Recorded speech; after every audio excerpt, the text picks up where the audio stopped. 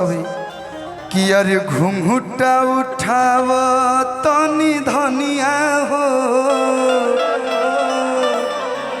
नीचे करो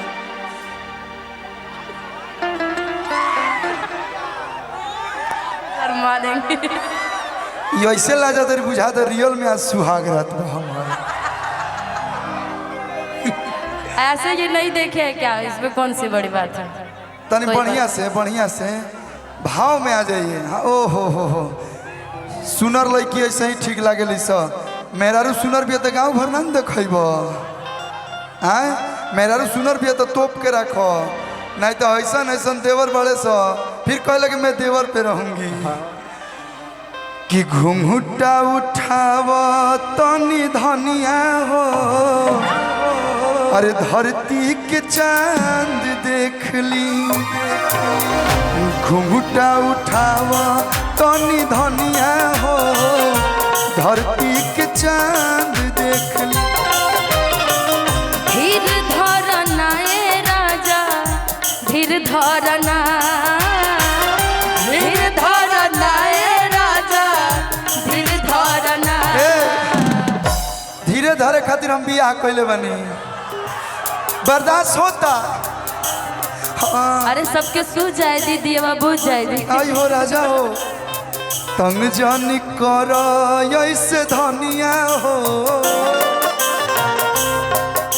हाय रे करेजा तंग जानी कर ऐसे धनिया हो उठाव घुंघुटा चांद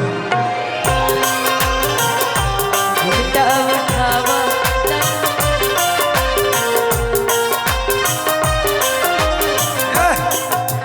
मिलो न तुम तो हम घबराए मिलो तो वहाँ चुराए हमें क्या हो गया है हमें क्या हो गया है। मिलो न तुम तो हम घबराए मिलो तो वहाँ चुराए हमें क्या हो गया है हमें क्या हो गया है। तुम्ही से दिल का राज बताए तुम्ही से राज छुपाए हमें क्या हो गया है हमें क्या भैया हिंदी गाना गौली तो हम हुए को गौले रही कि जो मेरी रूह को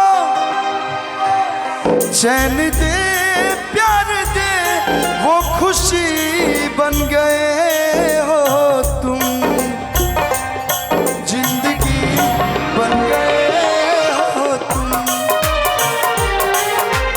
रुको ये मतलब हम बाई फैलनी शाहरुख खान लगा अब मैं अंजलि की तरह थोड़ी ना जाओ अंजलि जी ले जिंदगी ऐसे वाले नहीं एजा करे के पड़ी एजा कोनो नहीं कोता तो नहीं अपने भोजपुरी वाले स्टाइल में आए हैं भोजपुरी वाला तो कब से होते बा हैं तनी मनी ऊपर उठा जाए हम लोग कि जिंदगी बन गए हो तुम।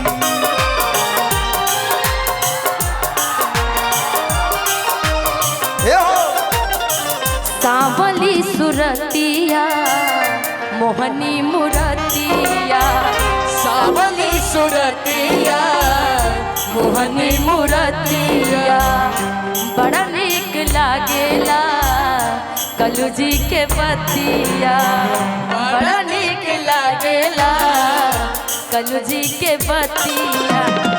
राजा जी के मुस्की पल भाग गईनी राजा जी के मुस्की पल भाग गईनी जैसन सचले रही हम वैसे सखी रे पर पा गईनी जैसन सचले रही हम वैसन सखी रे पर पा गईनी। स्टेज शो कम फिल्म ज्यादा चलता है ना हैं लेकिन एक लाइन गाई रउआ खातिर कि रखब अपना सोया जी के साड़ी में लपेट के। एगो गाना हम और आप गाते हैं